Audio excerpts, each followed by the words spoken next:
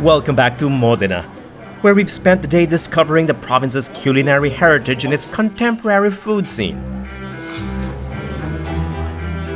From cuisine to cars, the Modenese have a knack for mixing tradition and innovation and creating something truly awesome out of the combination. Maserati, the legendary sports car manufacturer of Modena, is proof of this. Beneath the cutting-edge design and breakthrough engineering in every new model they produce lies the original racing spirit of the classic Maseratis that were built in this city. This is probably the most important meaning of the soul of Maserati.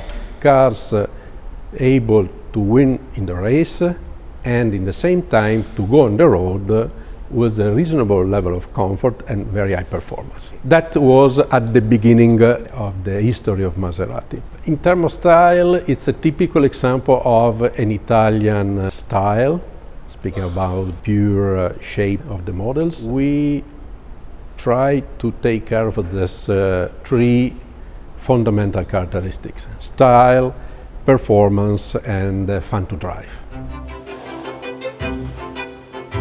This rare combination of style and speed, class and comfort, power and prestige have made vintage Maseratis among the most collectible cars in the world.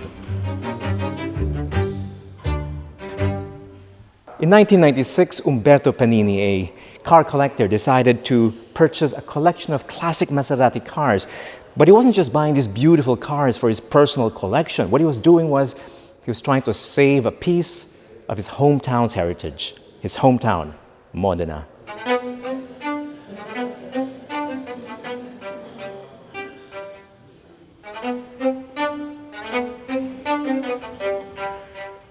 Started many years ago. It was the end of the 1996.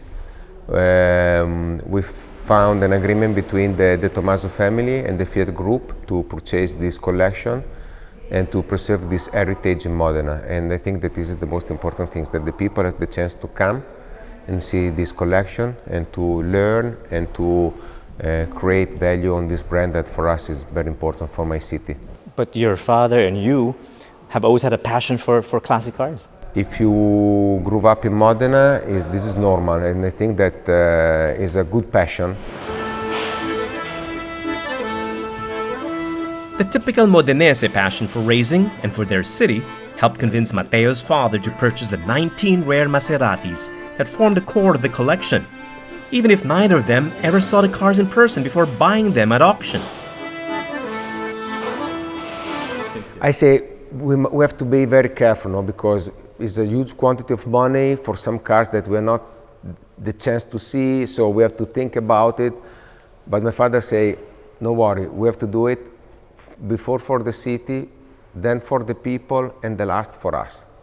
And which car was the one where your heart stopped? Like, there were 19 cars, right? Yes. There must have been a few cars where the correct or policy correct answer would be all the cars are. Of course, yeah. Are special in their own right.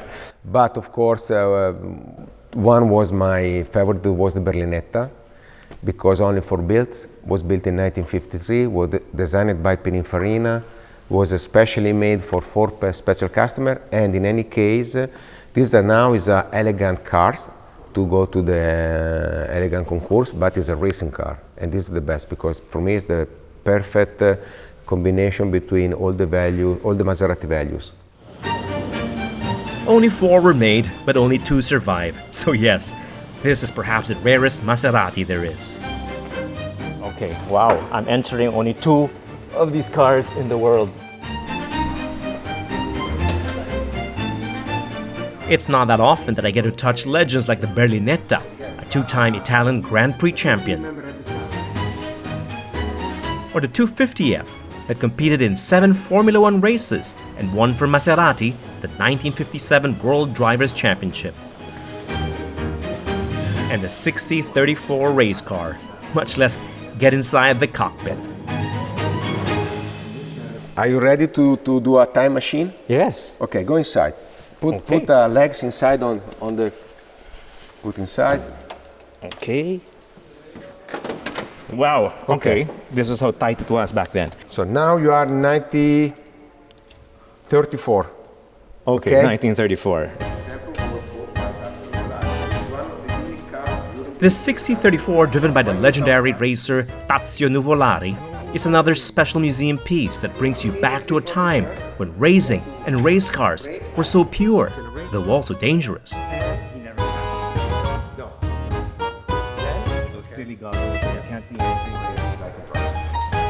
Wow. Easy. It's just pure mechanical object. No sponsor, no TV, no radio, No insurance. no insurance, and most of the race car, in the end of the race, they put the fenders, plate, and go home with the cars. And they drive it home. It's their, Yes. It becomes their regular Yes. car. Yes. There are other rare Maseratis to swoon over here, but I'll save that for another episode on the legendary sports cars born and manufactured in Emilia-Romagna, marques like Ferrari from Maranello and Lamborghini from Bologna, the city where we're headed next. It makes me wonder why a region that produces the world's fastest cars should impose such a slow speed limit. Nevertheless, I get to Bologna just in time for sunset, when the city known as La Rosa turns into a patchwork quilt of various shades of red.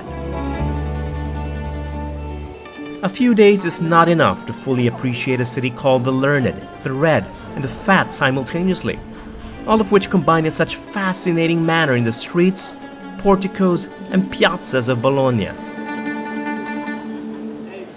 And just when you thought you've seen all the most beautiful parts of Bologna, you come across this square, the Piazza di San Stefano. And all of a sudden you realize that Bologna shows no mercy to visitors and tourists.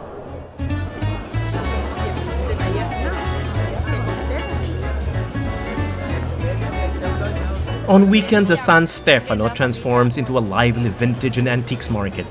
It's great to see that it's locals, not the usual foreign hipsters looking for cool souvenirs, that meet, browse, and shop here.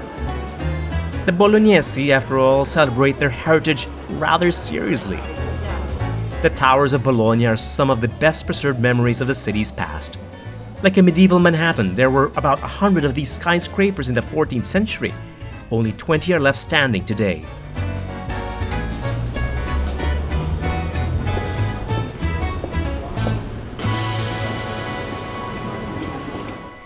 Okay, let's see if the owner's home.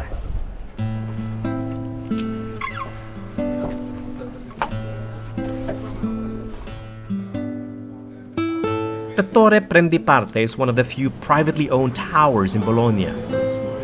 The owner, Matteo Giovanardi, decided to open his home to guests, transforming his 12-story building into a bed and breakfast to cover the cost of maintaining the landmark, as well as to share an important period of his city's history. And how do you get up? Yes, Walking? yes, walking. Entirely by walking? No lift. Okay. No, nothing. It's okay. Yes, we fit our legs. Lucky for guests, the living areas are on the lower levels, just as the original family, the Prendipartes, intended it to be when the tower was built in the 11th century. I'm sure it's beautiful, yes. So how many more? 8. So take your breath. It's not a challenge.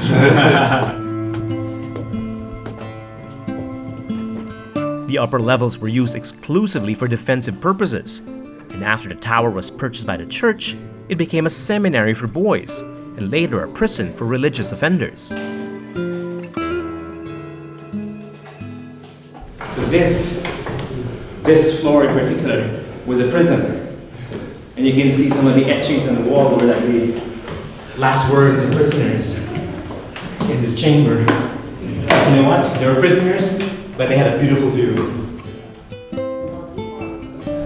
Have a butler with you?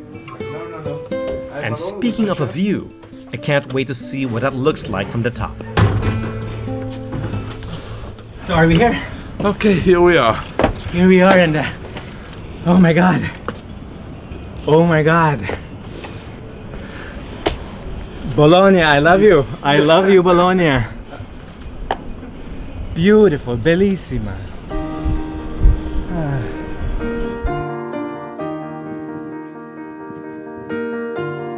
La Rossa, bellissima. I'm glad we made it just in time for sunset. Matteo's Tower is one of the few with uninterrupted views of the historic quarter and the hills beyond the city. No wonder he doesn't mind living here and the over 200-step climb to the top.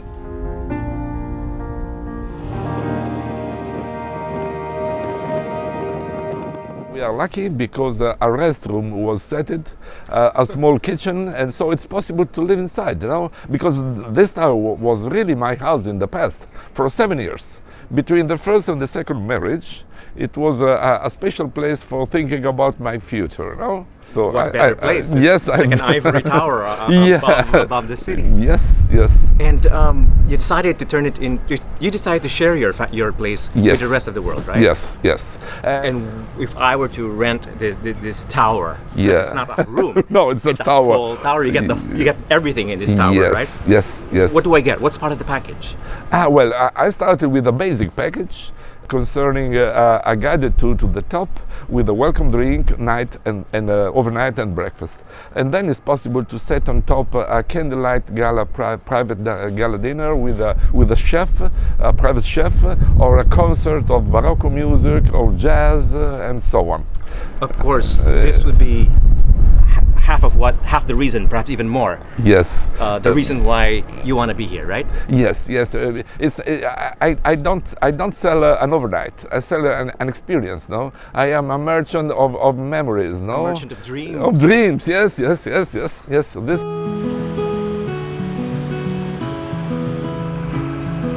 Indeed, this whole trip to Bologna and Emilia-Romagna has turned out to be very much like a dream. A dream destination that somehow feels like it's all your own. I'm very happy because it's an hidden city. It's not so famous for tourists. Unbelievable, right? No. Something this beautiful. Yes. But the most interesting things are into the building, into the museums. No, it's not like Venice or Rome or Florence. The most beautiful things are hidden. So let's enjoy ourselves for a while. Yes. Let's be silent. Yes. Let's be still, and let's enjoy the sunset over Bologna. Okay. One of those beautiful sunsets you'll come across in Italy. I came to Emilia-Romagna for its legendary cuisine, but I didn't realize I'd be captivated as well by its glorious history. Its incredible architecture, the amazing racing machines, and the friendly people. Your city and your region. Italy is full of surprises indeed, and to think our adventure is only beginning.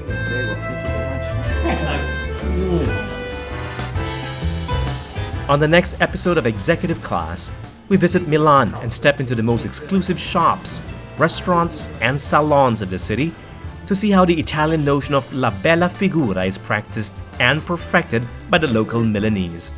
Until then, I'm David Celdran, and thanks for watching.